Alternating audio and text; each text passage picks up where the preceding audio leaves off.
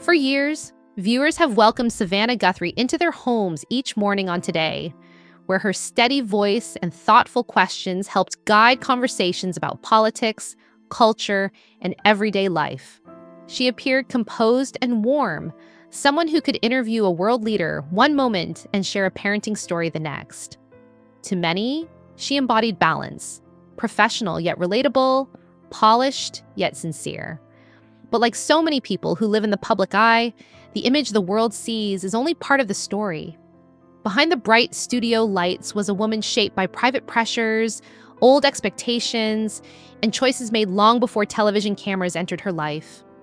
What unfolded during a family crisis in early 2026 did not reveal scandal or wrongdoing, but something more human: the emotional cost of hiding pieces of yourself in order to protect the people you love.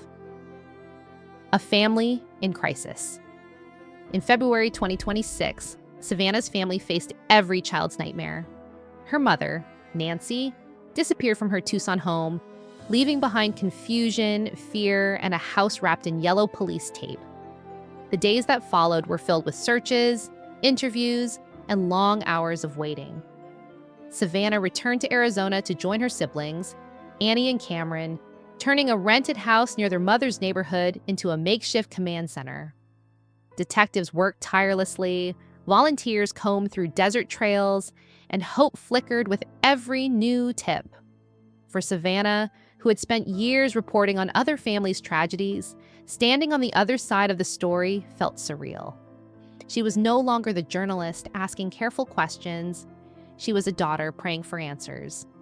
The experience stripped away the polished exterior viewers knew and revealed something quieter and more fragile beneath it. A phone call from the past. On the 10th morning of the search, Savannah received a phone call that would change everything. The voice on the other end belonged to Elena Ramirez, someone Savannah had not spoken about publicly in decades. Elena's tone was calm but urgent. She expressed concern for Nancy and gently suggested that there were parts of Savannah's past that might need to be acknowledged, especially now.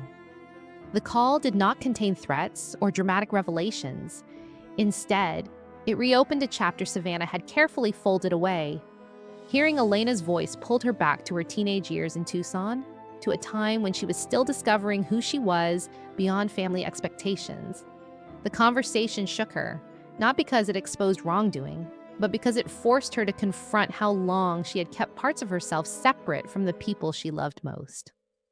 Growing up under strong expectations, Savannah grew up in Tucson, in a close-knit family shaped by resilience. After her father's death when she was 16, her mother became the emotional anchor of the household.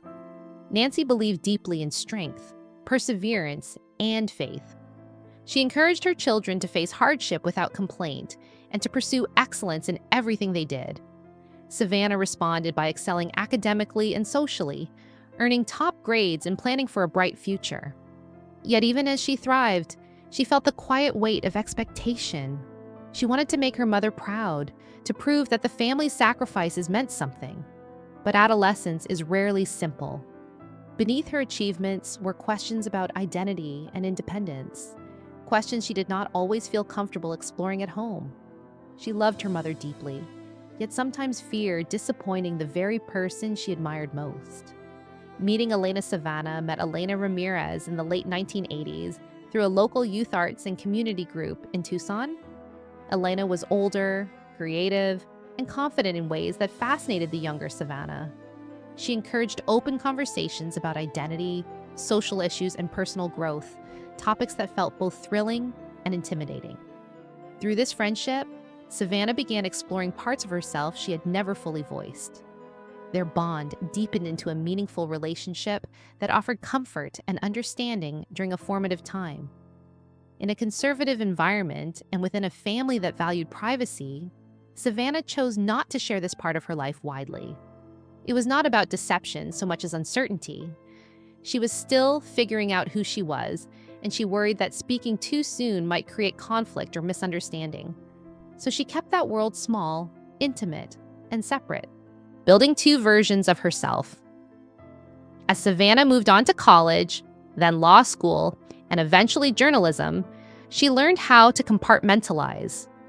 In her professional life, she was disciplined and ambitious, climbing steadily through local newsrooms before landing larger opportunities.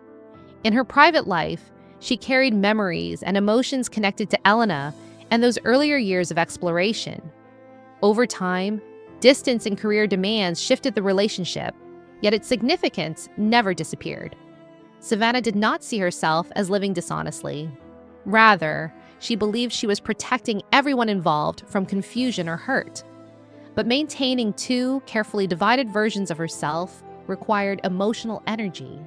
Each achievement brought pride, yet also reinforced the narrative she felt expected to uphold.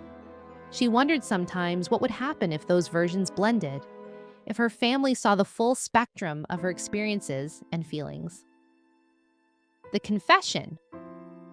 Elena's phone call during the search for Nancy made silence impossible. That afternoon, Savannah gathered Annie and Cameron around the kitchen table and told them about her past relationship and the years she had kept it private.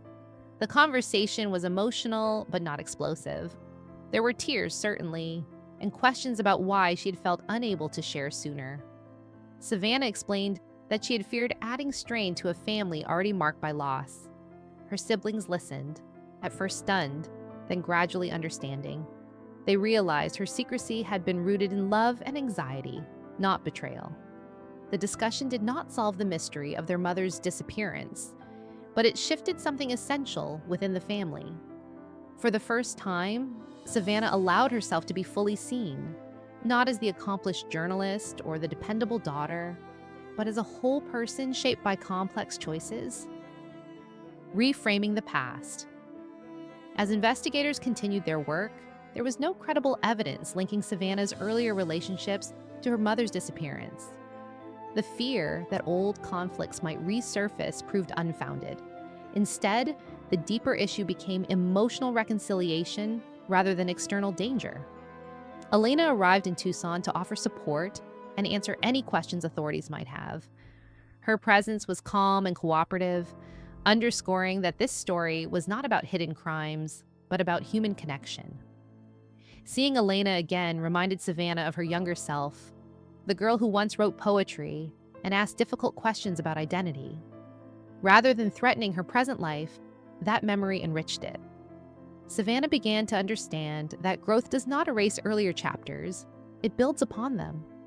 Accepting that truth allowed her to release years of quiet tension she had carried alone. A daughter's reflection. During long evenings on the porch outside the rented house, Savannah found herself thinking about her mother's lessons. Nancy had taught her to be strong, to show up even when circumstances were painful. Yet strength, Savannah realized, does not require hiding vulnerability. If anything, it demands honesty.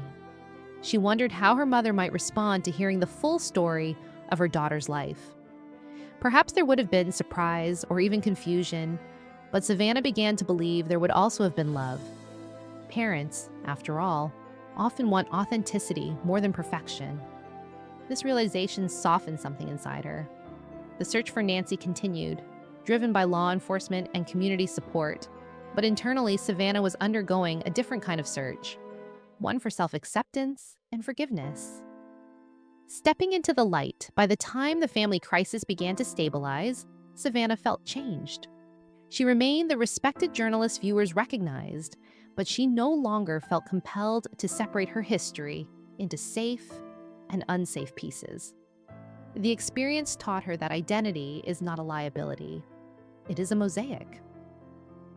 Elena returned home after offering her support, and the two women parted with mutual gratitude rather than secrecy. Savannah's bond with her siblings deepened, strengthened by vulnerability instead of fractured by it. Whatever the outcome of the investigation into her mother's disappearance, one truth had emerged clearly. Hiding parts of yourself to meet expectations can quietly erode the heart. Embracing them, even imperfectly, can restore it. And in that sense, the crisis did not expose a scandal. It revealed a woman learning finally to live as her whole self.